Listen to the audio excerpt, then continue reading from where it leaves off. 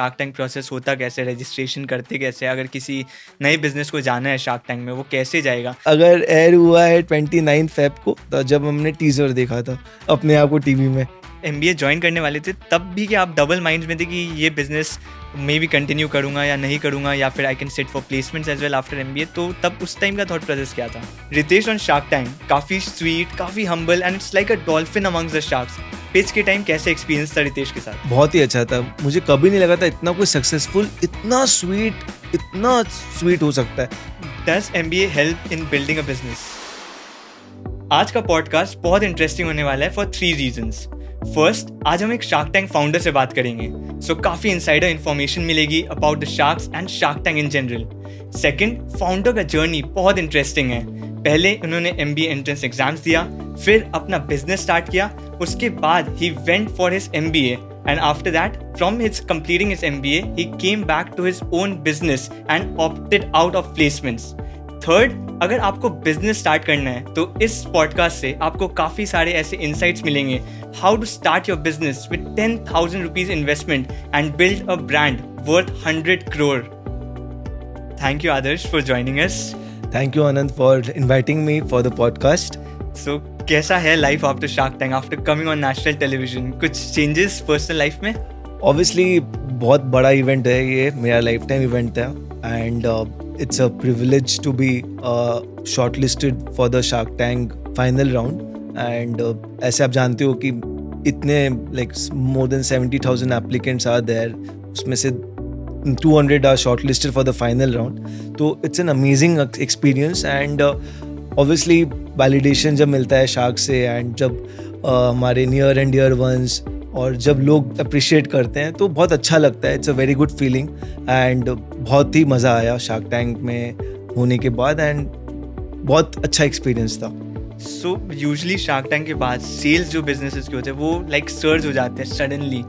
कुछ similar experience था आपके ब्रांड का? सर्ज हुआ, डेफिनेटली सर्ज हुआ, बट जस्ट बिकॉज हम लोग सिर्फ कैलकाटा और सिलीगुड़ी तक लिमिटेड थे तो उतना सर्च नहीं हुआ जितना कंपनीज D2C डायरेक्ट कंज्यूमर्स में डील करते हैं, पैन इंडिया जिसका सप्लाई होता है उसमें बहुत ज़्यादा सर्च होता है, बट हमारा उतना सर्च नहीं हुआ, बट सर्च हुआ डेफिनेटली, बट बहुत ज़्यादा नहीं हुआ, 5x 10x नहीं हुआ। एंड ऑल्सो मुझे लगता है कि आप अगर मैं ईटवर्स करके सर्च करूँ like Swiggy Zomato, will I get your restaurants? Yes, so हम लोग बाई ईटवर्स लिस्टिंग्स पूरा है, सो इफ वी सर्च ईडवर्स तो सेंटर डिलीवर्स बाय ईडवर्स और जितने भी हमारे हाउस ऑफ ब्रांड्स है सब दिखेंगे।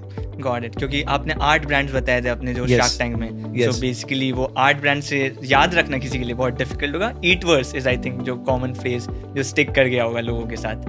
करेक्ट। एंड जब आप शार्क टैंक में गए थे कोई एक लाइक थॉट थी कि यार इस शार्क से मुझे ऑफर चाहिए ही, या कोई एक फेवरेट शार्क था आपका? मतलब ऐसे कोई पर्टिकुलर वैसे शार्क नहीं था, बट हम like as a entrepreneur Ritesh Agarwal and Aman Gupta भी और लाइक सभी शार्क ऐसे मैं बोलूँ तो, बट हाँ जैसे रितेश अग्रवाल का जर्नी जो था बहुत स्टार्टिंग से उन्होंने स्टार्ट किया था एंड इतने करेजियस होके पूरा आज जो ओयो स्टैंड किए अपने आप को, तो वो एक इंस्पिरेशनल था। तो मैं अगर बोलूँ तो अमित जैन, जस्ट बिकॉज उन्होंने भी क्लाउड किचन में इन्वेस्ट किया हुआ था, तो अमित जैन और रितेश अग्रवाल थे जिनसे हमें लग रहा था कि लाइक लेना चाहिए अगर उनसे ऑफर आता तो। आपको पता होता है क्या before going to Shark Tank ये 5 शार्क्स कौन होने वाले हैं आपके पैनल में? सो हमें 2 दिन पहले बताया जाता है। ओके। बहुत पहले नहीं बताया जाता है, तो हमें 2-3 दिन पहले बताया जाता है मेल पे कि ये शार्क्स होने वाले हैं एंड ये काफ़ी कॉन्फिडेंशियल होता है। Got it. तो ऐसा कोई शार्क जो आपने सोचा था यार ये नहीं होता पैनल में तो शायद बेटर होता है? या नहीं, ऐसा कुछ नहीं था। एंड अगर दीपिंदर गोयल जैसे इस बार स्टार्ट सीजन में पता चला था कि वो भी आएंगे, तो ये था कि हाँ अगर जोमेटो के फाउंडर होते तो ज़्यादा हमें लग रहा था कि और एक्साइटेड होते हैं हमें, बट वो इन्वेस्ट नहीं करते आई थिंक। करेक्ट। तो हम जब देखे जब एयर हुआ तो ये वाला था कि उनका कॉन्फ्लिक्ट ऑफ इंटरेस्ट होता, बट हमें उस समय तो लग रहा था कि दीपेंद्र गोयल होते तो और मज़ा आता। आपने रितेश के बारे में बात किया, कि रितेश से शायद अगर ऑफर मिल जाता अच्छा होता है। एंड रितेश का अगर आप इस शार्क टैंक में देखो, एटलीस्ट एज अ व्यूअर जब मैं देखता हूँ टीवी पे, ऑब्वियसली मुझे शार्क टैंक में क्या होता है नहीं पता, बट टीवी पे काफ़ी एक हम्बल, एक ह्यूमिलिटी दिखती है जब भी वो फाउंडर से बात करते हैं, काफ़ी sweetly, like through out the pitch. Definitely मैं 15 मिनट्स देखता हूँ, आप वहाँ पर आई थिंक 1-2 आवर्स थे, तो क्या थ्रू आउट द पिच वो वैसे ही थे? एकदम, आपने एकदम बिल्कुल सही बोला। बहुत ही स्वीट है, बहुत ही स्वीट है, मतलब इतना स्वीटली बोलते हैं ना हर चीज़, और बहुत कामली सुन के फीडबैक भी बहुत अच्छे से देते हैं, एंड बहुत ही हम्बल है, बहुत ही हम्बल है। That's interesting because काफ़ी 1-2 आवर्स आप स्पेंड करते हो उनके साथ, एंड हम बस 15-20 मिनट्स देखते हैं। सो डेफिनेटली ये इंसाइटफुल रहा कि थ्रू आउट दैट टाइम वो वैसे रहते हैं। एंड एक और चीज़ आपने जब बोला कि वो आपका जो सेल्स है इतना ज़्यादा सर्च नहीं किया, फिर लिमिटेड सर्च हुआ, do you think it is also because आपका जो मैं पिच देख रहा था काफ़ी एक स्टैंडर्ड था, कोई हार्श नेगेटिव कॉमेंट नहीं थे, कोई कंट्रोवर्सी नहीं थी, and at the same time आप किसी पॉडकास्ट में जाके आपने भी कोई कंट्रोवर्सी ऐसी शायद अभी तक क्रिएट की नहीं, कि आप अभी भी आप पॉजिटिव बता रहे हो शार्क्स के बारे में कि ये अच्छे थे, वो अच्छे थे। काफ़ी फाउंडर्स शार्क्स के बारे में उन्होंने बोला कि शायद नहीं ये इतने अच्छे नहीं थे, इन्होंने ऐसा ट्रीट किया एंड सो ऑन। शायद वो कंट्रोवर्सी के लिए सेल्स लाइक अब सर्च, वो उनका सर्च हो गया सेल्स। डू यू थिंक कि वो कंट्रोवर्सी नहीं क्रिएट करना डिड अफेक्ट, मतलब वो लिमिटेड सर्च हुआ आपका? मतलब मेरे को लगता है ये एंटरप्रेन्योर टू एंटरप्रेन्योर वैरी करता है, और मैं जैसा एंटरप्रेन्योर हूँ, जो नेचर है ये हम कर ही नहीं सकते, हम बहुत नेचुरल रहते हैं। मेरे को लगता है ये बहुत ऊपर लेके जा सकता है कोई भी इंसान को, जो नेचुरल पे हम बहुत बिलीव करते हैं। और आपने जो पिच देखा होगा, हम बहुत ऑनेस्ट है विथ एवरी आंसर, एंड जब हम बोले थे कि हमें थोड़ा सा और R&D करना है, तो हम बोले थे, मतलब अगर हम उस समय नहीं बोलते तो क्या पता हमें और क्लैरिटी, बोला जाता है क्लैरिटी है, बट जो हम उस समय थे हम बताए। एंड हम ये बिलीव करते हैं कि जो आप हो वो आप बोलो, और ऑनेस्टी के साथ आप रहोगे तो कभी आप धोखा नहीं खाओगे, और हमेशा आप ऊपर ही जाओगे। आप ऑथेंटिक रहने का बोल रहे हो। जब आपका शार्क टैंक तीनों फाउंडर्स का अटायर देखा जाए, काफी लाइक बंगाली टाइप एकदम ट्रेडिशनल अटायर में गए थे आप, तो वो थॉट थ्रू था कि आप वैसे जाने? हम सोचे थे कि बंगाल हमारे लिए इतना कुछ किया है, एंड ये टाइम था हमें बंगाल को कुछ देना था, और हम इतना साल से खाना खिलाए, and we got the opportunity to be on the Shark Tank. तो हम ये भी दिखाना चाहते थे कि वेस्ट बंगाल जैसा कोलकाता सिटी से बड़ा एंटरप्रेन्योर भी बन सकता है, कोई भी कुछ भी कर सकता है, बस एक करेज, एक पॉजिटिव एटीट्यूड, एक ऑप्टिमिज्म और हार्ड वर्क से कुछ भी कोई भी कर सकता है। एंड हम शार्क टैंक में एक्चुअली वापस फिर से आएंगे बिकॉज रजिस्ट्रेशन प्रोसेस एंड बहुत कुछ मुझे पूछना है कि होता कैसा एंटायर प्रोसेस। बट उससे पहले एक्चुअली आपकी जर्नी के बारे में बात करते हैं, बिकॉज काफ़ी इंटरेस्टिंग जर्नी है। बिकॉज दिसंबर 2014 यू सेड आपने बिजनेस स्टार्ट किया था, एंड 2015 में आप MBA करने चले गए, विच मीन्स कुछ 6 मंथ्स का गैप था आफ्टर MBA एंट्रेंस में भी आपने एग्जाम वो स्टार्ट किया अपना बिजनेस। उसके बाद आप चले गए MBA करने with in 6 months, and 2 years आपने MBA किया। उसके बाद आप फिर से आ गए अपने बिजनेस में। सो ये जर्नी इंटरेस्टिंग भी है, but I am curious as well कैसे आपका बिजनेस चला एंड एवरीथिंग। सो अगर आप पहले वो फेज के बारे में बता दो, 2014-15 में क्या चल रहा था आपके लाइफ में, एंड क्यों स्टार्ट किया बेसिकली आपने बिजनेस? सो मैं सेंट जेवियर्स कैलकाटा से ग्रेजुएट किया 2014 में, एंड मैं जब ग्रेजुएट कर रहा था तो मैं फिगर आउट कर रहा था कि मुझे क्या करना है लाइफ में। तो मैं प्लेसमेंट्स में भी बैठा था, फिर कंपनीज में बैठा बहुत सारा, एंड उस समय मेरा जॉब वैसे जहाँ मुझे चाहिए थी वहाँ नहीं मिली। तो फिर मैं सोचा कि मुझे MBA करना चाहिए। तो मैं पहले अटेम्प्ट दिया था वाइल ग्रेजुएटिंग, बट उतना सीरियसली पढ़ के नहीं दिया था। तो मैं जब 2015 में जब मैं सोचा था कि मेरे को करना है MBA, तो मैं 2014 में अच्छे से प्रिपेयर करके भैया के पास हैदराबाद गया था, और पूरा ड्रॉप लेके पूरा पढ़ाई करके मैं अपीयर किया था कैट के लिए, एंड बाकी entrance examinations and maths every exams के लिए मैं प्रिपेयर किया था। तो जब प्रिपेयर कर रहा था तो एक मन में डर भी लग रहा था कि अगर MBA नहीं होता है तो क्या होगा, एंड खुद से कुछ करने का हमेशा से ही मन करता था। बिजनेस फैमिली से थे हम, तो हमेशा से मन करता था कि खुद से तो कुछ करना है, बिकॉज अगर आए हैं तो कुछ तो करना है खुद से। और बचपन से रेस्टोरेंट जब जाता था तो ये होता था कि मुझे कैलकुलेशन लग रही रहती थी कि इसका 10 जन टेबल में है, तो मतलब एवरेज करके इसका रेवेन्यू एक्स्ट्रापोलेट कर लेता था मैं तभी से। और बचपन से जब दाल मखनी का रेट देखता था कैलकुलेट करता था, मम्मी को पूछता था कितना रुपया लगता होगा बनाने में, तो लगता था कि मतलब ये तो अच्छा बिजनेस है। तो फूड वैसे मज़ा लगता था बहुत अच्छा लुक्रेटिव बिजनेस होगा, तो बिकॉज उससे कनेक्टेड था मैं बचपन से। तो बैकअप प्लान था ये मेरा सेंटर डिलीवर्स। जब मेरा कैट एग्ज़ाम हुआ एंड मेरे को जब मैं हैदराबाद में था, वहाँ पे खाना का डिलीवरी होती थी, रात को अच्छे से होती थी, तो मुझे टेक अवे ही होती थी और उन लोग का खुद का डिलीवरी बॉय करते थे रात को 1 बजे 12:30 2 बजे तक। तो मुझे लगता था कैलकाटा में तो ऐसा होता ही नहीं है, तो मुझे लगा था ये बहुत बड़ा गैप है। तो मैं हर्ष को कॉल किया वहाँ से कि हर्ष इसको करते हैं कुछ करके।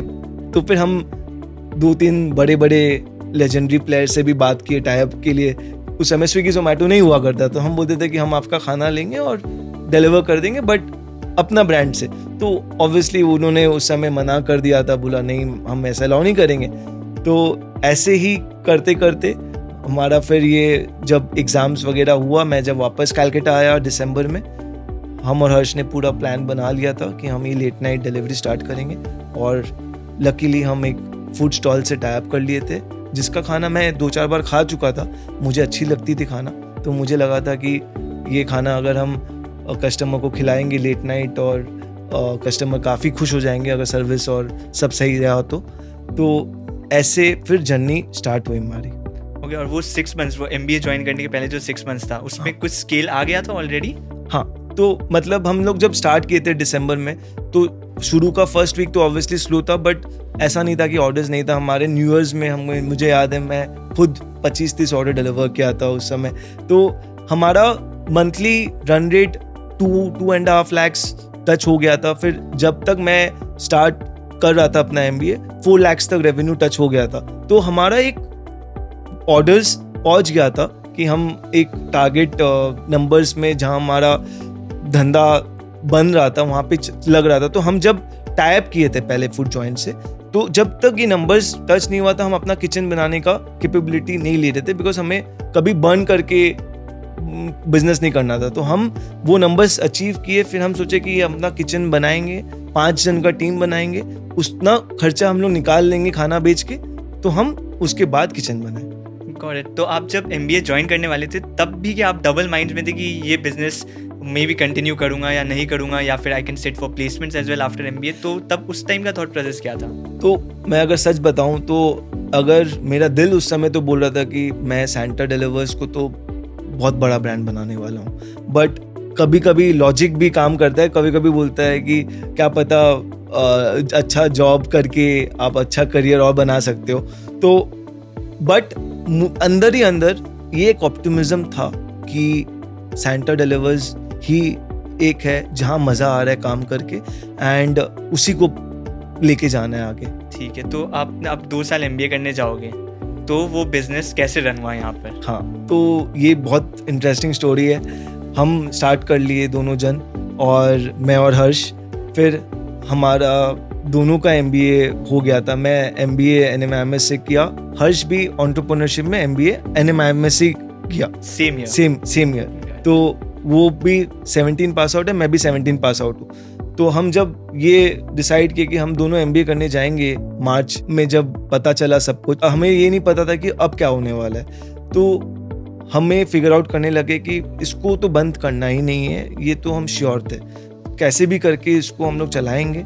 फिर हम, पुलकित इज़ माई स्कूल फ्रेंड, हम क्लास 7 से जानते हैं एक दूसरे को, एंड पुलकित के बारे में मुझे सबसे एक चीज़ अच्छा लगा था, हमें पता था कि वो ट्रस्ट है, ट्रस्ट कभी ब्रेक नहीं होगा। और मुझे लगता है कि पार्टनरशिप कंपनी में सबसे बड़ा जो फैक्टर होता है को फाउंडर्स के बीच में, वो होता है trust. Skills can be acquired, but trust and honesty and the synergy between the co-founders cannot be acquired. It is to be inherent. अगर वो inherent नहीं रहेगा तो वो नेचर में आता है। वो मुझे लगता है कि अगर आप पूछोगे कि बेस्ट क्वालिटी क्या है हमारे टीम में, मुझे लगता है वो ट्रस्ट है, वो सिनर्जी है, जो हम 3 एक साथ काम करते हैं, और वही सबसे बड़ा पॉइंट था। फिर हम पुलकित से, हम ऐसे ही हैंग आउट कर रहे थे, रात को हम लोग बात कर रहे थे, तो मैं पुलकित से ऐसे शेयर किया प्रॉब्लम कि यार 1.5 महीना बाद मुझे MBA करने जाना है, तो क्या करें, मुझे समझ में नहीं आ रहा है। तो वो बस सुनता रहा। उस समय 1 घंटा हम बात किए, वो कुछ नहीं बोला उस समय। वो नेक्स्ट डे सुबह मैसेज करता है, बोलता है मैं पेरेंट्स से बात कर लिया एंड मैं इंटरेस्टेड हूँ, मैं बिजनेस को हैंडल कर सकता हूँ। एंड ऐसा कोई कन्वर्सेशन हुआ भी नहीं था मैं पुलकित से कि मैं उसको बोला था कि आप कर लो मेरे साथ बिजनेस, बट वो एक वाइब होता है, वो एक कन्वर्सेशन होता है, समझ में आ जाता है लोगों को कुछ। तब पुलकित क्या कर रहे थे? तो पुलकित अपना पापा का एक लाइक बिजनेस कर रहा था उस समय, तो रिटेल में कोई लोहा का ट्रेडिंग वगैरह में था, तो उसमें उसको भी उतना मज़ा नहीं आ रहा था बिकॉज वो भी खुद का कुछ करना चाहता था और जिससे वो कनेक्ट कर पाए। तो वो चीज़, वो भी फुलफिलमेंट के लिए वो भी सोच रहा था कि कुछ वो करे जिससे वो और अच्छे से कर पाए, जहाँ पे और सेटिस्फाइड रहे। तो वैसे ही हमारी जर्नी स्टार्ट हुई। ओके, तो MBA आप करने गए। एक क्वेश्चन जो हमेशा पूछा जाता है, लाइक बिकॉज मैं प्राइमरली MBA के कैंडिडेट्स के लिए भी कंटेंट बनाता हूँ, तो does MBA help in building businesses? आपका क्या व्यू है? सो इसमें मेरा व्यू मिक्स्ड रहेगा। आप ये नहीं बोल सकते हो कि आप सिर्फ MBA कर लोगे तो आप बहुत अच्छा एंटरप्रेन्योर बन जाओगे। मुझे लगता है एंटरप्रेन्योर कोई भी बन सकता है, उसमें सबसे बड़ा चीज जो चाहिए होता है वो होता है ऑप्टिमिज्म और कॉन्फिडेंस। आप अगर कॉन्फिडेंट हो और आप अगर ऑप्टिमिस्टिक हो और आप अगर डिसिप्लिन से अपना टीम बिल्ड कर सकते हो, आप कल्चर बिल्ड कर सकते हो अपने कंपनी में, आप अगर स्कूल भी नहीं गए हो तो भी आप एंटरप्रेन्योर बन सकते हो। बट अगर आप MBA किए हो और आप में सब क्वालिटीज और है, ऑब्वियसली इट हेल्प्स, बिकॉज आप MBA करने जाते हो। हमारे कॉलेज में 700 बैचमेट्स थे, सारे डिफरेंट ज्योग्राफीज ऑफ इंडिया से, और मैं फ्रेशर था उस समय। फ्रेशर वैसे नहीं था, 6 महीना का वर्क एक्स था एज अ स्टार्टअप, बट मैं वैसे फ्रेशर बोलूँगा बिकॉज मेरे साथ सब 3 साल 4 साल वाले वर्क एक्स वाले थे एंड हमें फ्रेशर जैसे ट्रीट किया जाता था उस समय, बिकॉज हम कॉर्पोरेट में कभी काम नहीं किए थे। तो वो एक एक्सपीरियंस, वो जो एक्सपोजर मिला हमें, जो कॉन्फिडेंस मिली मेरे को, प्रेजेंटेशन से लेके आपको हर चीज, एक्सपोजर इज वेरी इंपॉर्टेंट। वो एक्सपोजर बहुत हेल्प की मुझे एंटरप्रेन्योरशिप जर्नी में भी, और ओवरऑल जो भी हमारे स्टडीज होते हैं, प्रोफेसर्स लोग होते हैं जो हम पढ़ते हैं, स्ट्रैटेजी से लेके HR से लेके कॉस्ट से लेके फिनेंस से लेके, ऑब्वियसली वो हेल्प करता ही है। बट एंटरप्रेन्योर थ्योरी से ज्यादा प्रैक्टिकल होता है लाइफ। एंड आप अगर रॉक बॉटम में हो एंड आप उस समय कैसे रिएक्ट कर रहे हो सिचुएशन को, और आप कैसे आप अपने टीम को लेके चल रहे हो, वो मुझे लगता है सबसे बड़ी टेस्ट होती है। बिकॉज एंटरप्रेन्योरशिप जर्नी सिर्फ ऊपर नहीं होगा, वो नीचे ऊपर ही होगा। वो हमें मेक श्योर करना होगा कि हम जैसे ऊपर में थे, जब नीचे आएंगे तो भी वैसे ही रहेंगे, बिकॉज ऊपर तो वापस आना ही है। मैं भी यही हमेशा, जब भी कोई पूछता है कि MBA like does it help in building businesses, तो एक फंडामेंटल मेरा भी रहता है कि मिल जाता है। फाइनेंस सीख जाते हो, मार्केटिंग, ऑपरेशन, सबका एक बेसिक हो जाता है, आप सीख जाते हो। उसके बाद आप नेटवर्क्स भी बना लेते हो अच्छे। Like one of my friend, वो वर्क कर रहा है लाइक स्विगी के साथ, like in partnering with different restaurants. तो आपका बिजनेस भी बहुत हेल्प हो सकता है अगर मैं डायरेक्ट कॉन्टैक्ट कर सकता हूँ, if I am running a cloud kitchen. तो वो नेटवर्क्स बन जाते हैं। बट अल्टीमेटली मुझे लगता है परसिस्टेंस जो होता है, एक रिस्क टेकिंग एपिटाइट, एक अपॉर्चुनिटी कॉस्ट होती है। अगर आप अपना बिजनेस कर रहे हो, अगर वो फेल हो गया, then probably you are 2-3 years behind. अगर आप 2-3 साल बाद फिर जॉब करने जाते हो, तो वो रिस्क टेकिंग एपिटाइट जो होता है, आई रियली थिंक कि MBA या फिर कोई भी डिग्री वो नहीं सिखा सकती। इट्स ओनली अबाउट लाइक आपकी अपब्रिंगिंग, आपका surrounding, and it's internal kind of that will help you. Because कोई भी डिग्री आपको एंटरप्रेन्योर नहीं बना सकती, बट एक बेसिक लेवल पे प्रॉब्ली हेल्प कर सकती है। करेक्ट। मैं वही बोला, जैसे कि मतलब मैं डिस्काउंट नहीं करूँगा कि MBA हेल्प ही नहीं करेगी, बट सिर्फ MBA एंटरप्रेन्योर नहीं बनाती है इंसान को। एंटरप्रेन्योरशिप पूरे विदिन से आता है, उसमें आपका और भी स्किल सेट होता है जो बहुत काम आती है। एंड मुझे लगता है कि सबसे बड़ा जो स्किल होता है वो होता है आप टीम को एक साथ लेके चलना। इंटरेस्टिंग। एंड एक और चीज़ आपने बताई थी like before we started shooting, कि आपने MBA इंटरव्यूज में बात किया था about starting your business, and that kind of help in your MBA application, MBA interviews as well. तो उस पर थोड़ा टच कर सकते हैं कि क्या एग्जैक्टली क्वेश्चन पूछे गए थे एंड कैसे एग्जैक्टली हेल्प मिला आपको? मुझे तो लगता है मेरा स्टार्टअप की वजह से मेरा MBA भी हुआ है, बीइंग वेरी ऑनेस्ट। मेरा स्कोर चलो अच्छा था काफ़ी, बट मुझे बहुत डर लग रहा था कि मेरा इंटरव्यू क्वेश्चंस में क्या क्या होगा। जैसे सब कोई बोलते हैं कि जनरल नॉलेज क्वेश्चंस भी पूछे जाते हैं एंड बहुत सारे कुछ पूछे जाते हैं। मैं आपको ऑनेस्टली सच बताऊं तो मेरा पूरा इंटरव्यू अगर 15-20 मिनट चला था, मुझे जितना याद है, पूरा मेरा सिर्फ स्टार्टअप के बारे में बात हुई थी। बिकॉज हम दिसंबर में स्टार्ट किए थे और मैं दिखाया था कि मैं सेंटर डिलीवर स्टार्ट किया हूँ 2 महीना पहले, और मैं जब बताने लगा सब क्या जर्नी हुआ 2 महीना का, तो वो इतने एक्साइटेड हो गए थे कि वो मेरे को हर चीज़ पूछने लगे थे कि आपके नंबर्स कैसे हैं, आप क्यों स्टार्ट किए, फिर आप MBA करने क्यों आ रहे हो, आप MBA करके फिर क्या करोगे। तो मैं बहुत ऑनेस्ट था उस समय भी। मैं उस समय यही बोला था कि हो सकता है मैं MBA करके वापस से मैं अपना ही बिजनेस करूँ, बिकॉज मैं बिल्ड किया हूँ। तो वो बहुत खुश भी थे कि मैं मैं इतने यंग एज में कुछ स्टार्ट भी किया।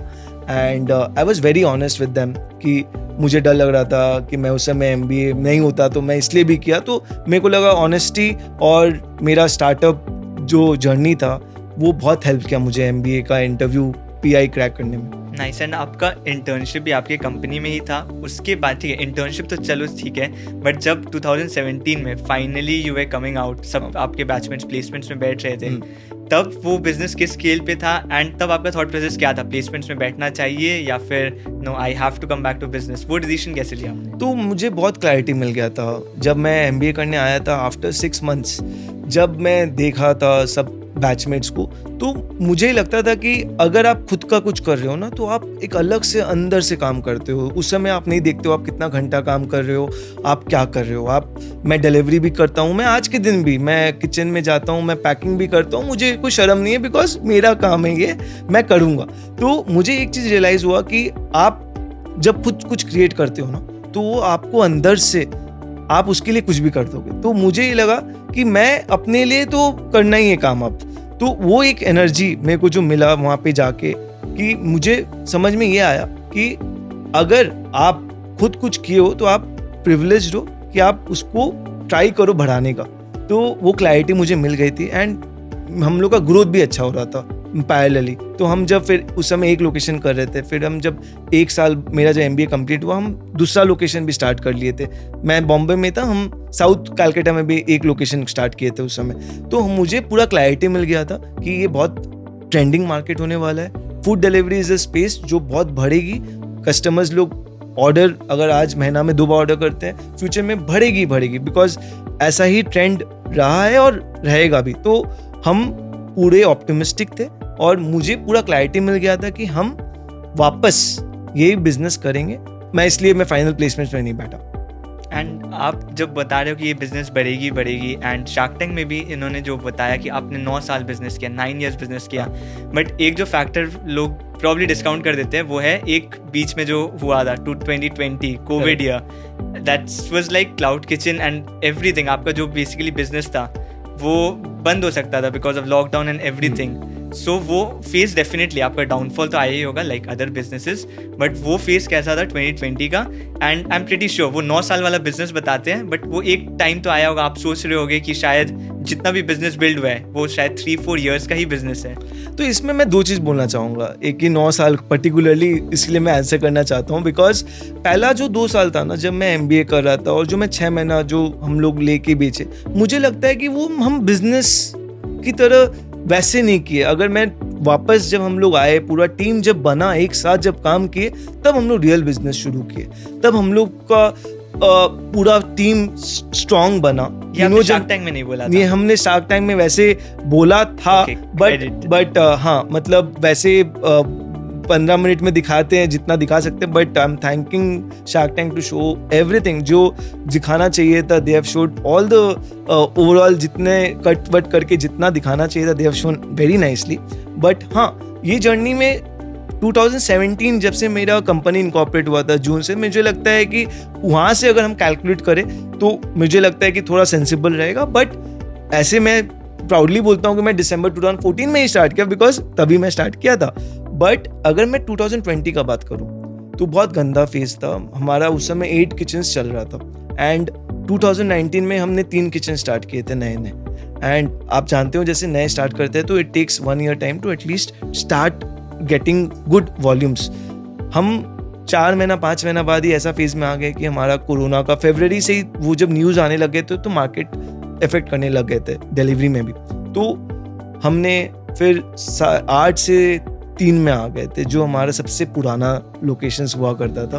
एंड हमारे टीम ने बहुत सपोर्ट किया हमें, एंड इसीलिए हम आज यहाँ पे हैं। एंड उसके बाद हम 3 से वापस 6 में आ गए हैं। हमारा और एक लोकेशन खुलने वाला है नेक्स्ट 2 मंथ्स में, तो हम वापस 7 में आ जाएंगे। बट वो जो जर्नी है, मैं किसी को ब्लेम नहीं करूँगा। ऑब्वियसली 4 साल पीछे करने वाला वैसे कुछ नहीं होता है, there is no excuse for that, क्योंकि सिर्फ मैंने ही सामना नहीं किया है, पूरा F&B इंडस्ट्री से लेके हर एक entrepreneur from all the fields had to face COVID. तो वो एक सफ़र था जो सबने फेस किया है, एंड हमने कॉन्फिडेंटली उस समय करेजियस होके फेस करके स्टैंड अप किया वापस से, एंड आज हम सक्सेसफुली चला रहे हैं कंपनी को। इससे बेसी हमारे लिए प्राउड मोमेंट नहीं है। तो चलिए अब आपकी जर्नी से वापस शार्क टैंक में आ जाते हैं। शार्क टैंक में आपको फंडिंग तो नहीं मिली शार्क से, बट शार्क टैंक के बाद ऑब्वियसली पॉपुलैरिटी आई होगी, तो कुछ उसके बाद कुछ मूवमेंट हुआ कि इन्वेस्टर्स से अप्रोच किए, दूसरे इन्वेस्टर्स ने आपके इन्वेस्ट करने के लिए, ऐसा कुछ हुआ उसके बाद? हाँ, कुछ फंड हाउसेस ने अप्रोच तो किया है, एंड इनफैक्ट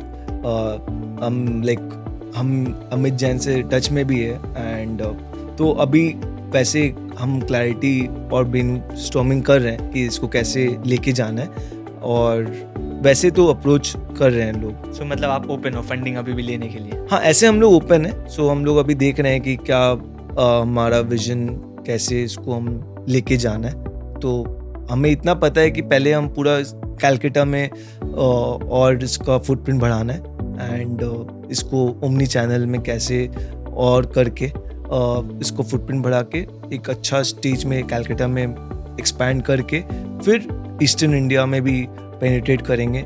जैसे शार्क्स ने एडवाइस भी किए थे कि ये रीजनल ब्रांड तो बहुत अच्छा होगा ही, बिकॉज हम ईस्ट इंडिया का खाना का टेस्ट जानते हैं, तो रीजनल में तो कोई इशू ही नहीं होगा। तो हम सिटीज़ लाइक गुवाहाटी, भुवनेश्वर, रांची, रायपुर, ये सब बहुत पोटेंशियल है, तो हम वहाँ पे आना चाहेंगे। तो वही है, हम होमवर्क कर रहे हैं। तो आप जैसे बोल रहे हो कि सपोर्ट बस शार्क टैंक में ख़त्म नहीं हुआ, अमित जैन अभी भी कॉन्टैक्ट में है, तो प्रॉब्ली फ्यूचर इंटरेस्ट आ सकता है। एकदम पॉसिबिलिटी है। नाइस, दैट ये बहुत इंटरेस्टिंग है, बिकॉज शार्क टैंक में जाने से बस आई थिंक मोर देन 15-20 या 1 आवर 2 आवर्स नहीं, बट उसके बाद भी बहुत सारे बेनिफिट्स हैं। एकदम, आपको बेनिफिट्स की कोई सीमा नहीं है, आप लाइफ टाइम उठा सकते हो, because they are also individuals, they are also entrepreneurs, वो हेल्प हमेशा करना चाहते हैं। एंड आप अगर अप्रोच अच्छे से करो तो आपको हमेशा हेल्प मिलेगी। तो आपका मुझे लगता है जिस तरीके से आप बात कर रहे हो बहुत ही ज़्यादा पॉजिटिव एक्सपीरियंस है। Even though you did not get the funding, आपका शार्क टैंक एक्सपीरियंस बहुत ही ज़्यादा पॉजिटिव था।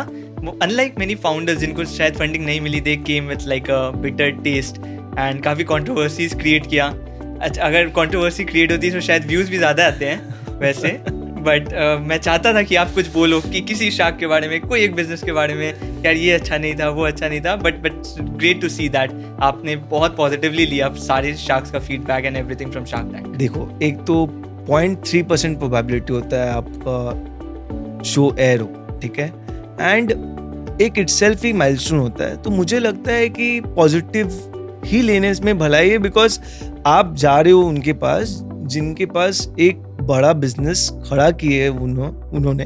तो मुझे लगता है कि अगर आप कंस्ट्रक्टिवली फीडबैक नहीं लोगे, बिकॉज फंडिंग मिले नहीं मिले इज इमटेरियल थिंग, बिकॉज आप फंडिंग लेने जा रहे हो नो डाउट, बट अगर नहीं मिला इसका मतलब ये नहीं है कि आपको कुछ बेनिफिट नहीं हुआ, वो चीज़ नहीं होता है। तो मुझे लगता है कि हम सभी के लिए पॉजिटिव ही होता है अगर आप लेना चाहो पॉजिटिवली।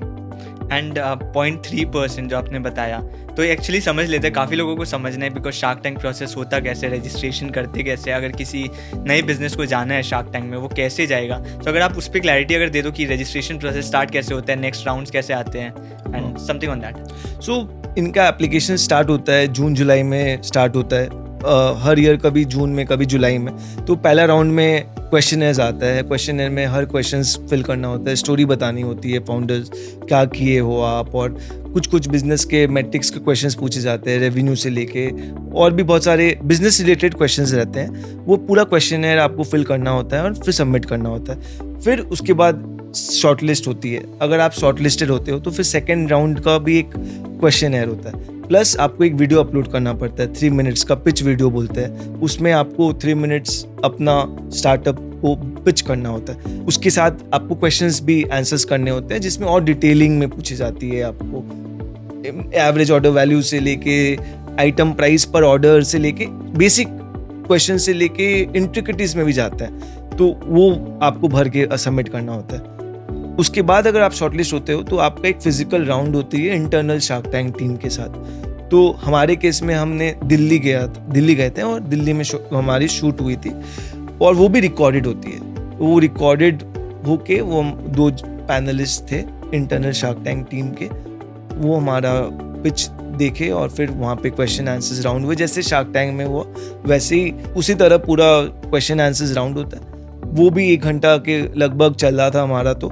एंड फिर उसके बाद फाइनल राउंड का कॉल आता है। हमारा सितंबर एंड में शूट हुआ था दिल्ली वाला राउंड। हमें पता चला था नवंबर में, दिवाली के बाद ही जैसे हमारे पास कॉल आया था कि आप अवेलेबल हो गया इस स्लॉट में। तो फिर हमें फाइनल राउंड के लिए बुलाया जाता है। फाइनल राउंड कब होता है, किस मंथ में? फाइनल राउंड ऐसे अक्टूबर से शायद शूट स्टार्ट हो गए थे एंड शायद दिसंबर 1st-2nd वीक तक चली थी इस बार। तो उसका मुझे उतना क्लैरिटी नहीं है, बट ये चलती है 2-3 महीना। समझ गया। एंड शूट होने के बाद क्या आपको ये क्लैरिटी रहती है कि आपका एपिसोड एयर होने ही वाला है? नहीं, इसका कोई क्लैरिटी नहीं रहता है। और इसमें ये भी बोला जाता है कि अगर आपको डील मिल भी जाती है तो भी आप श्योर नहीं हो कि आपका वो शो एयर होगा कि नहीं होगा। तो हमें तो यही बोला था कि अगर आपको डील मिलती भी है तो भी ये श्योरिटी नहीं है कि आपका एपिसोड एयर होगा कि नहीं होगा। ये काफ़ी इंटरेस्टिंग है। तो कितने दिन पहले पता चलता है कि एयर होने वाली है? तो हमें तो मतलब आप समझो टीम ने कुछ डिटेल्स मांगने लग गए थे 1 वीक पहले। तो एक हिंट मिला था, बट फिर भी पता नहीं था कि होगा कि नहीं होगा। तो हमें तो लास्ट नाइट पता चला था जब हमने टीजर देखा था अपने आप को टीवी में। तो really? आप समझ लो अगर एयर हुआ है 29 फेब को, तो मुझे 28 रात को 11:30 बजे पता चला जब मैं अपने आप को टीवी में देखा कि मैं कल आने वाला हूं। बिकॉज ये नहीं पता था कि आप, इवन फाउंडर्स को नहीं पता है कि वो खुद को टीवी में देख के उनको पता चलता है अच्छा मैं तो टीवी में आ रहा हूँ। हमारे केस में तो मुझे नहीं पता था। और समझ लीजिए आप कोई का टीजर में, वीकली टीजर जो रिलीज होती है एंड ऑफ द वीक में, तो उसका अगर आ जाता है तो उनको एक फ्राइडे का एपिसोड का एंड में पता चल जाएगा। बट हमारे केस में तो हम वीकेंड वाला टीजर में भी हमारे को भी दिखाया नहीं गया था। तो डर लग रहा था कि क्या पता आएंगे नहीं आएंगे। तो बहुत डिफिकल्ट हो जाता होगा प्लानिंग करना कि अच्छा मेरा एपिसोड एयर होने वाला है, उसके बाद शायद सर्च आएगा डिमांड में। आई थिंक सारे फाउंडर्स फिर पैनिक करने लगते होंगे हाउ टू। तो मैं तो ट्राई भी किया था पूछने का, बट वो बहुत कॉन्फिडेंशियल रखते हैं ये सब information, may be because of social media and everything. They don't want anyone to post anything before there is any confirmation. So इसीलिए बहुत डिस्क्रीट रहता है ये सब। बट हाँ, एंड आप जब फाइनेंशियल इन्फॉर्मेशन सबमिट कर देते हो पहले, बट क्या शार्क्स को वो पता होता है बिफोर यू गो देयर? तो जितना हमें बताया गया है कि कोई इन्फॉर्मेशन शार्क्स को नहीं पता रहता है और शार्क्स को कुछ भी नहीं पता रहता है कि क्या बिजनेस भी आने वाला है। और मुझे भी जितना एक्सपीरियंस से लगा, शार्क्स को ऐसे कुछ पता नहीं था जब हम एंटर किए थे। और हमारा पूरा कन्वर्सेशन और हमारा पूरा डिटेल्स हमारा कन्वर्सेशन से उनको पता चला। एंड वो 1 टेक होता है, लाइक नो कट्स और एनीथिंग? नथिंग, पूरा 1 टेक होता है और पूरा स्मूथ कन्वर्सेशन होता है। वो बहुत हमें काम कर देते हैं शुरू में जब आप एंटर करते हो, वो जो वॉल्यूम जो बजती है, म्यूजिक जो होती है वो शार्क टैंक वाला, इट्स लाइक बहुत अच्छा फीलिंग लगता है। और हमें एक पहले से ही वो टेक करने बोलते हैं ताकि एंट्री और एग्जिट में कोई अगर मिस्टेक हो तो उसमें वो लोग प्ले कर देंगे पहले वाला। तो वो वाला जब म्यूजिक प्ले होती है ना, वो गूज़बम्प आती है, मतलब लगती है कि बॉस अब तो मज़ा आने वाला है। तो वही वाली मोमेंट में हम लोग जब एंटर किए तो पिच ऑब्वियसली थोड़े से मतलब नर्वस होते हैं कि बस अच्छे से बोल दे, फ्लो अच्छा हो, कुछ भूले नहीं। तो वो वाला मोमेंट में बस थोड़ा सा रहता है कि बस सब सही से हो जाए। बट उसके बाद तो आप समझ लो they made us very comfortable, बहुत अच्छे से बात करते हम लोग पूरा एकदम कंफर्ट जोन में आ गए थे.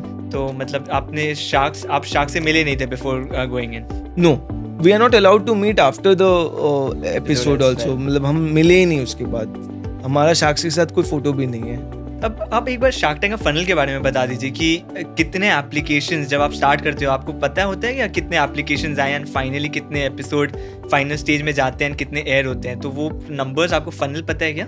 तो ऐसे हमें बताया नहीं जाता है पहले, बट मैं रिसेंटली एक पोस्ट देख रहा था तो उसमें ये था कि 63,000 अप्रोक्सीमेटली लोग अप्लाई किए थे इस सीजन में. 63,000 बिजनेसेस? यस. एंड उसमें शायद 2,000 लोग का इंटरव्यू हुआ था with the internal team of shark tank. And उसमें 198 लोग स्टूडियो राउंड तक गए. एंड 198 में अब शायद एयर मुझे नहीं पता कितने होते हैं, बट अभी तक तो शायद 150 लोग एयर हुए हैं. तो अब अगर ख़त्म होने वाली है तो फिर शायद आप समझ लो इतने ही होंगे. तो आप समझ लो इफ़ आई कैलकुलेट मैथ्स करूँ मैं अगर, तो 0.25% is the chance which you have to get it aired in the national television. Like to 63,000 India, I don't know, like India में 63,000 businesses every year Shark Tank में apply कर रहे हैं small businesses. उसके बाद 0.2% मतलब like I think MBA applications भी अगर आप देखो, usually मैं relate करता हूँ MBA applications top 20 स्कूल में जाना इतना difficult है. Shark Tank 0.2 0.3 like kind of even more difficult. So काफ़ी interesting. ये इतना नहीं पता मुझे 63,000 businesses apply करते हैं. बट अगर बिजनेस की बात हो रही है तो आपने शार्क टैंक में बताया था कि 10,000 रुपीज़ के इन्वेस्टमेंट में 2014 में आपने बिजनेस स्टार्ट किया था. तो अगर किसी को बनाना है बिजनेस, स्टार्ट करना है अपना बिजनेस, ऑब्वियसली एक फंडा होता है कि यार बिजनेस के लिए तो पैसे लगेंगे. तो वो 10,000 रुपये से अगर किसी को स्टार्ट करना है वो आज के टाइम में कैसे कर सकता है? उनके लिए कोई टिप्स? तो मुझे लगता है कि ऑब्वियसली हर बिजनेस कम पैसे में नहीं हो सकती है स्टार्ट. अगर आप बोलो कि मुझे फैक्ट्री स्टार्ट करना है तो फैक्ट्री नहीं बनेगी 10,000 में. बट अगर आप जुगाड़ करके कोई एक अच्छा आइडिया लेके आए हो जिससे आप कुछ अगर चेंज ला रहे हो, मुझे लगता है कि मैं भी खुद का किचन स्टार्ट कर सकता था फ्रॉम डे वन. बट मुझे उतना रिस्क पहले लेना नहीं था, मुझे टेस्ट करना था मार्केट. तो मैं टेस्ट किया, एक टाई अप करके पैकेजिंग खुद का डाला और मैं 6 महीना लेके खाना सर्व कर दिया. तो मुझे लगता है अगर आप आउट ऑफ द बॉक्स सोचो, अपना आइडिया को कैसे भी इम्प्लीमेंट करना है, तो मुझे लगता है आपको वे आउट मिल सकता है. मैं नहीं बोलूँगा 10,000 से ही शुरू हो सकती है, बट जो अमाउंट हम सोचते हैं ना कि हमें इतनी लगेगी, एक्स लगेगी, मुझे लगता है वो x/2 में भी काम हो सकती है, x/10 में भी काम हो सकती है. बिकॉज आपको बस और सोचना पड़ेगा कि आप इसको कैसे क्रैक करना है. नहीं, हम जैसे प्रोडक्ट मैनेजमेंट बोलते हैं कि एक MVP बना लो अगर आप फुल स्केल नहीं जा सकते, एक पायलट कर लो प्रोजेक्ट. काइंड ऑफ आपने सिमिलर अप्रोच लिया कि स्टार्ट स्मॉल बट मतलब एक टेस्ट कर लेते हैं and if it works out कि आप फिर एक्सपैंड कर लोगे बाकी जगह. एंड आपने ये भी बताया था कि आप प्रॉफिटेबल हो. एक तो cloud kitchen which is very difficult to be profitable and any startup जो एटलीस्ट कम फंड से स्टार्ट होती है, वेरी डिफिकल्ट होता है आजकल कि प्रॉफिटेबली उसको चलाना. आपका लाइक थ्रू आउट प्रॉफिटेबल थे? लाइक आपकी जर्नी क्या थी इन टर्म्स ऑफ प्रॉफिटेबिलिटी? तो हम थ्रू आउट प्रॉफिटेबल थे फ्रॉम डे वन. बिकॉज हम कभी बर्न करके ऐसे तो मतलब हुआ ही नहीं कि हम मतलब वापस से पैसा ले घर से और वापस से धंधा करे. तो हम प्रॉफिटेबिलिटी में हमेशा से बिलीव किए. जैसे मैं आपको बोला था कि मैं जब किचन भी सब स्टार्ट किया तो मुझे पता था कि हमारा फिक्स्ड कॉस्ट ऑलरेडी जो रेवेन्यू आ रहा है उससे कवर हो जाएगा और उसके बाद थोड़ा बचेगा. तो हम वैसे ही हमारा फिलोसॉफी हमेशा प्रॉफिटेबिलिटी में ही था. और हम मुझे लगता है कि डिफरेंशिएटिंग फैक्टर्स जो अगर मैं बताऊं अपना क्लाउड किचन में, तो मुझे लगता है कि अपना जो खाना होता है ना वही सबसे बड़ा चीज़ होता है. अगर आपका रेटिंग्स अच्छा है और रिपीट रेट अच्छा है, मेरा 65% रिपीट रेट है, तो वो रिपीट रेट बहुत मैटर करता है. अगर आपका खाना वापस से लोग खाना आएंगे तो आपका बिजनेस चलेगा ही. तो it is about the customers who are testing your product, who are trying your product and your budget on ads. So एक होता है कि आप सिर्फ एड्स में पैसा डाले, आपको कस्टमर्स ऑर्डर कर दिए एंड देन आपका धंधा वैसे ही चलता रहा. But my ad spending is not more than 4%. That's my benchmark. I don't spend more than 4% of my net revenue on ads. Because अगर आपका वो फिगर डबल डिजिट में चला जाएगा तो मुझे लगता है बहुत टफ हो जाता है इन क्लाउड किचन फॉर्मेट. ठीक है. और एक फाइनल क्लोजर, एक फाइनल क्वेश्चन आपके लिए. कोई भी मैक्सिमम जो MBA एस्पिरेंट्स होते हैं वो एक डबल माइंड में रहते हैं कि MBA मुझे परस्यू करने जाना है या फिर नहीं. उनके माइंड में भी रहता है कि मुझे कुछ अपना तो स्टार्ट करना है. उनके लिए अगर आपसे पूछा जाए कि एक सजेशन देने कि whether they should go MBA and then think about entrepreneurship, कि वो बेस मिल जाए उनको एंड देन वो एंटरप्रेन्योरशिप में जाए, या फिर नहीं MBA करना इतना इम्पोर्टेंट है नहीं, they can just jump on if they are willing to do it then just start it, आप क्या सजेशन दोगे? MBA करने के बाद बिजनेस, या फिर नहीं MBA ज़रूरी नहीं है एक्चुअली, इनफैक्ट कोई भी डिग्री लेके बिजनेस, या फिर just jump on to it whenever you feel like? मुझे लगता है जंप कर देना चाहिए, बिकॉज अगर आपका इनर कॉलिंग आ रहा है ना कि आप कुछ सॉल्व करने वाले हो और आपका वो आइडिया है, तो मुझे लगता है कि कोई भी चीज़ रुकना नहीं चाहिए। MBA छोड़िए, आप पढ़ाई छोड़िए, आप कुछ भी नहीं रुकना चाहिए, बिकॉज इफ आपका इनर कॉलिंग है ना तो आप वो अगर आप करोगे तो वो आप कर पाओगे, and there is nothing which should stop you from pursuing what you want to achieve and what you want to bring the change in the world, and with the right dedication, hard work, persistence, risk, मेरे को लगता है one can do it. अगर कोई double mind में है कि करना है स्टार्ट, शायद नहीं भी करूँ मैं, हो सकता है, या फिर प्लेसमेंट भी रख सकती है, शायद रिस्क एपेटाइट इतना नहीं है, तो जैसे आप स्पेसिफिकली बिकॉज आपने MBA किया उसके बाद आपने बिजनेस किया, कहीं वो सेफ्टी नेट लगता है कि शायद बिजनेस नहीं चला तो एटलीस्ट द फर्स्ट 1-2 years कि शायद जॉब मिल जाती, that was a safety net, कहीं वो कंसोलेशन रहता है? वैसे सेफ्टी नेट के हिसाब से मैं फिर नहीं किया था MBA, फिर मैं MBA इसलिए किया था, मुझे लगा था मुझे सही में एक्सपोजर मिलेगा और मैं अपना बिजनेस में कंट्रीब्यूट कर पाऊंगा जो भी मैं सीखा MBA में। बट उसको अगर हम लोग सेफ्टी नेट से देखेंगे ना तो मुझे लगता है कि आप बिजनेस को ही ड्राइव नहीं कर पाओगे अंदर से, तो उस समय आपको ये सोचना होगा कि आप बिजनेस ही कर रहे हो और बिजनेस ही चलाना है, आपको अच्छे से करना है। आप डबल माइंड में रहोगे ना कि आप प्लेसमेंट्स भी देखोगे और आप MBA के साथ आप सोचोगे कि आप जॉब करना है और फिर आप सोचोगे कि आपको बिजनेस भी करना है, तो मुझे लगता है वो क्लैरिटी वाला में प्रॉब्लम है, फिर क्लैरिटी इश्यूज हो जाएगी। आपको क्लैरिटी होना पड़ेगा कि आपको धंधा ही करना है और फिर ही आप कर पाओगे। थैंक यू आदर्श, काफ़ी इंटरेस्टिंग इंसाइट्स मिले। शार्क टैंक के बारे में काफ़ी कुछ नहीं पता था मुझे, even after seeing so many episodes and इतने सारे कॉन्वर्सेशंस, काफ़ी कुछ आज पता चले मुझे भी, एंड आई थिंक ऑडियंस को भी काफ़ी कुछ आज पता चला, and everything about your insights about life, MBA and everything around it as well. I think it will help the audience a lot to take decisions in their life.